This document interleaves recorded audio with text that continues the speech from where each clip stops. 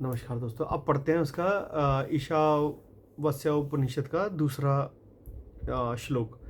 संस्कृत में पढ़ता हूँ पहले।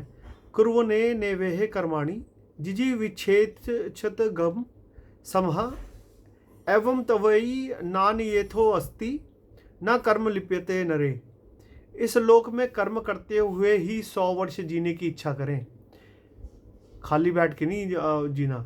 इस प्रकार मनुष्य का अभिमान रखने वाले तेरे लिए इसके सिवा और कोई मार्ग नहीं है जिससे तुझे कर्म का लेप ना हो। यानी कि आपने ना जितनी जीवन जीना है कर्म तो करना ही है, पर उसमें लिपायमान नहीं होना। ये नहीं सोचना कि ये मैं कर रहा हूँ, ये सोचो कराया जा रहा है। ठीक है, जैसे कि एक रोबोट होता है ना, आप रोबोट से खेलते हो तो रोबोट सब कुछ करता है, पर वो रोबोट खुद नहीं कर रहा था, है ना।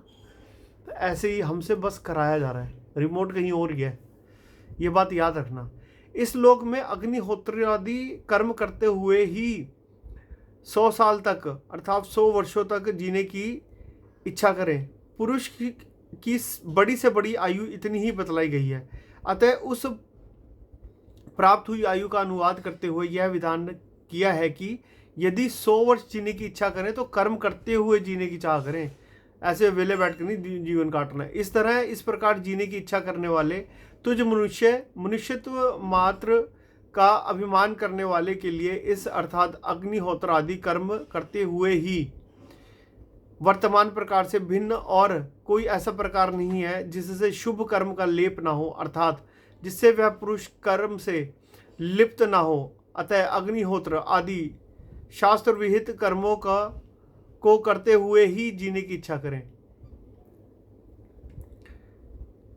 यह कैसे जाना गया है कि पूर्व मंत्र से सन्यासी की ज्ञान निष्ठा का तथा द्वितीय मंत्र से सन्यास में असमर्थ पुरुष की कर्म निष्ठा का वर्णन किया गया है। तो इसमें सिद्धांति जी कहते हैं कि क्या तुम्हें स्मरण नहीं है कि जैसा पहले संबंध भाष्य में कह चुके हैं, ज्ञान और कर्म का विरोध पर्वत के समान अविचल है। यहां भी जो जीने की इच्छा करे वह कर्म करते हुए ही करे, यानी कि कर्म करते हुए जीना चाहिए। और यह सब ईश्वर से आच्छादन करने योग्य है। उस चराचर जगत के त्याग द्वारा आत्मा की रक्षा कर, किसी के धन की इच्छा न कर इत्यादि वाक्यों से कर्मी और सन्यासी की निष्ठाओं का भेद ही निरूपण किया है। तथा जीवन या मरण का लोभ ना करें, वन को चला जाए, यही वेद की मर्यादा है। यानी कि हमारे ना पुराने शास्त्रों में एक मेंशन है कि जब एक आपके बच्चे बड़े हो जाते हैं ना तो बुजुर्ग जो है ना वो वानप्रस्थ कर जाते थे। इसकी एक स्टोरी है जो मैंने बहुत पहले सुनी थी। उसमें बोलते हैं कि आपके घर में जो कौन बुजुर्ग है, कहते आप वो कहते हैं हमारे घर में तो कोई बुजुर्ग नहीं। कहते अच्छा घर आपके घर में बुजुर्गों की मृत्यु हो गई। वो कहते नहीं, आज तक कोई बूढ़ा नहीं मरा हमारे घर में।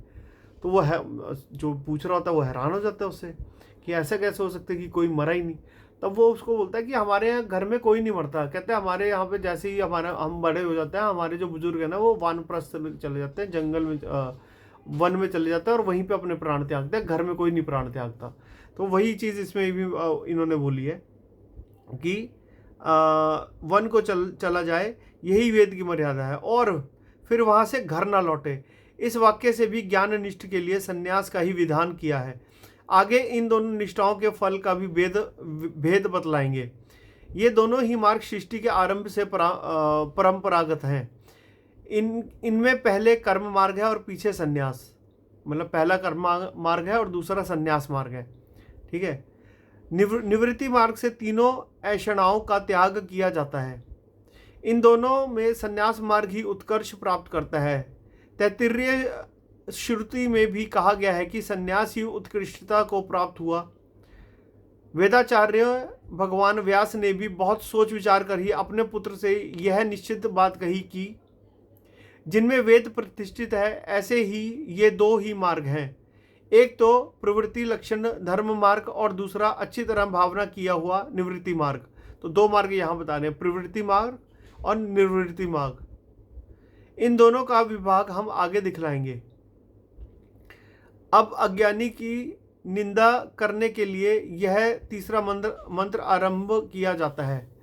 ये जो तीसरा मंत्र है ना, ये हम कल पढ़ेंगे। आज की वीडियो बस इतनी ही है। इसके ऊपर विचार विमर्श करें। मैं इसका जो सार का वीडियो ना कल